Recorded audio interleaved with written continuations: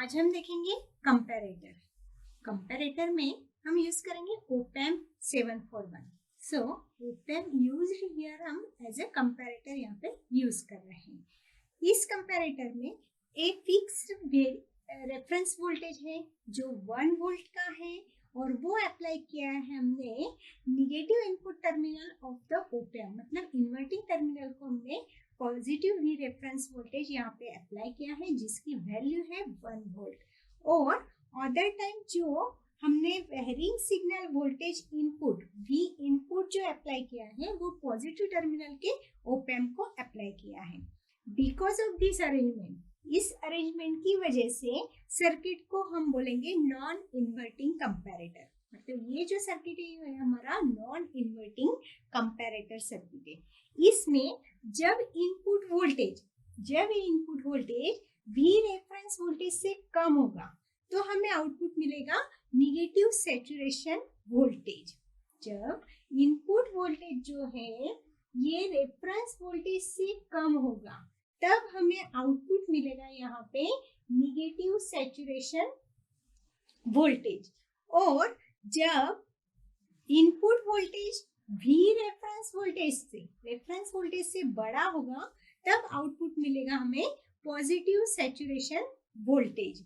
जैसे क्योंकि at the input positive input के टर्मिनल पे positive with respect to the negative input terminal रहेगा, इसलिए जब भी इनपुट वोल्टेज बड़ा रहेगा रेफरेंस वोल्टेज से तब हमें जो आउटपुट मिलने वाला है वो पॉजिटिव सैचुरेशन वोल्टेज मिलेगा।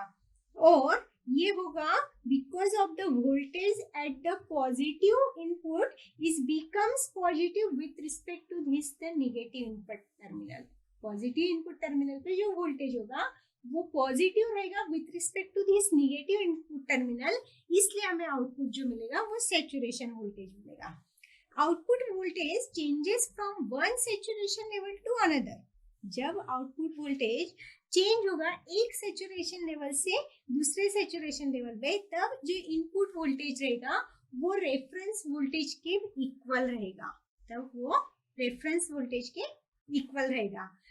In short, comparator is the type of analog to digital converter. इसीलिए हम comparator को analog to digital converter का type भी बोलते हैं। comparator को हम voltage level detector भी बोलते हैं।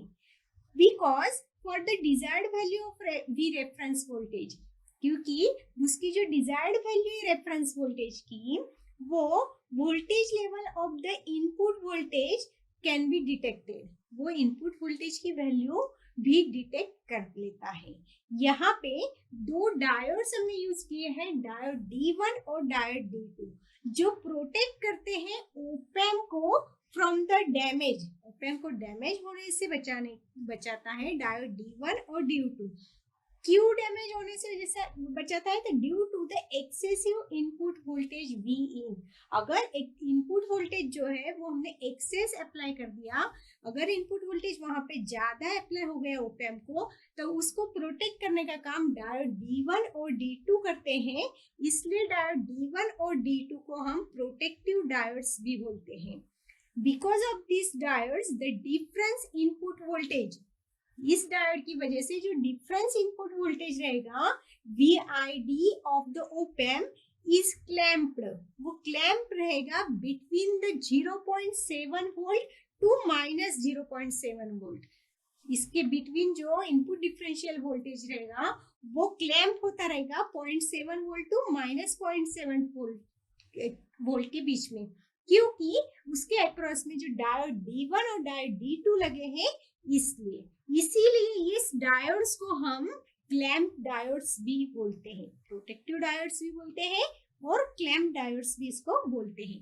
रेजिस्टेंस जो यहाँ पे लगाया गया है R, वो सीरीज लगाया गया है विद द इनपुट वोल्टेज, इसलिए ये यहाँ पे यूज होता है to limit the current through the diode D1 and D2। D1 और D2 से जो करंट पास होता है उसको लिमिट करने के लिए, उसको लिमिटिंग करने के लिए यहाँ पे रेजिस्टर R लगाया गया है in series connection of the input voltage to reduce the offset problem. जो भी ऑफसेट प्रॉब्लम है उसको रिड्यूस करने के लिए यहाँ पे निगेटिव इनपुट टर्मिनल और वी रेफरेंस के बीच में एक ROM R लगाया गया है जो ऑफसेट प्रॉब्लम्स को मिनिमाइज करता है।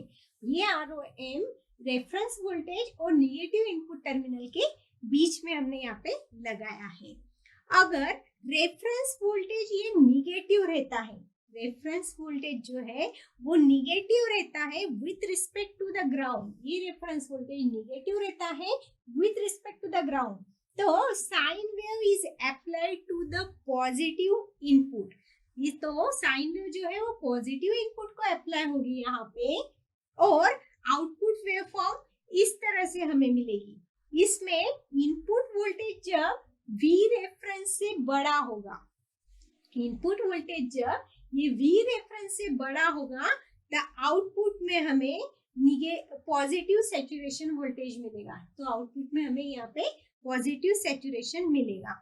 और अगर इनपुट वोल्टेज V रेफरेंस से कम होगा तो आउटपुट में हमें निगेटिव सैचुरेशन मिलेगा। मतलब पॉजिटिव हाफ साइकिल में अगर इनपुट वोल्टेज 0 वोल्ट से बड़ा है पर V रेफरेंस से बड़ा है तो आउटपुट हमें पॉजिटिव सैचुरेशन मिल रहा है। अगर इनपुट वोल्टेज ये V रेफरेंस से कम है तो आउटपुट में हमें निगेटिव सैचुरेशन वोल्टेज मिल रहा है। ये है इन्वर्टिंग कंपैरेटर की डायग्राम। इसमें इन्वर्टिंग कंपैरेटर में हम V रेफरेंस वोल्टेज जो लेंगे, वो रेफरेंस वोल्टेज जो लेंगे वो अप्लाई करेंगे positive terminal of the input of the op amp and input voltage जो अप्लाई करेंगे वो अप्लाई करेंगे negative terminal of the op amp. इसलिए यहाँ पे जो रेफरेंस वोल्टेज हमें मिलने वाली है वो मिलेगी थ्रू दिस पोटेंशियोमीटर। यहाँ पे एक रजिस्टर है जो पोटेंशियोमीटर ऐसे हम यहाँ पे वर्क कर रहे हैं, तो जो भी रेफरेंस वोल्टेज मिलेगा वो पोटेंशियोमीटर के अक्रॉस में मिलेगा, उसको यूज करके मिलेगा। और उसकी वजह से वहां पे एक voltage divider with the DC supply voltage positive VCC and negative VEE ये फॉर्म होंगे। दस a reference voltage of a desired amplitude, एक रेफरेंस वोल्टेज की एक जो डिजायर्ड एम्पलीट्यूड है और उसकी पोलैरिटी है, ये हमें मिलेगी बाय एडजस्टिंग द ये पोटेंशियोमीटर। ये पोटेंशियोमीटर को एडजस्ट करेंगे, इसको जैसे ही वेरी करेंगे हम तो रेफरेंस वोल्टेज की एक डिजायर्ड लेवल, उसकी जो एम्पलीट्यूड है वो हमें मिलेगी depending on whether the reference voltage is positive और निगेटिव। रेफरेंस वोल्टेज पॉजिटिव है या negative, the output of the voltage of the waveform is depends on this reference voltage.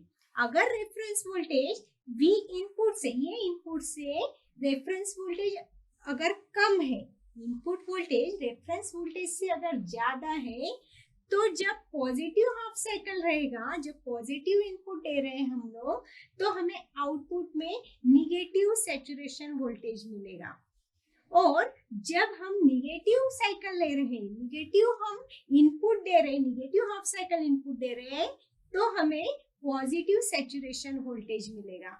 और जब इनपुट वोल्टेज, ये इनपुट वोल्टेज बड़ा रहेगा, greater than the minus reference voltage, अगर reference voltage minus लेते हैं हम लोग और input voltage minus reference voltage से बड़ा रहेगा, तो इस वेवफॉर्म के अकॉर्डिंग हमें जब इनपुट वोल्टेज माइनस रेफरेंस से बड़ा होगा तो आउटपुट में हमें सैचुरेशन वोल्टेज जो मिलेगा वो निगेटिव मिलेगा, माइनस सैचुरेशन वोल्टेज मिलेगा।